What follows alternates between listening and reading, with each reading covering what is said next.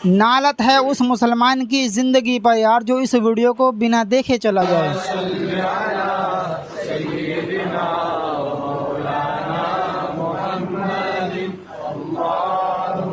मेरे भाई एक बार वीडियो को लास्ट तक ज़रूर देखना।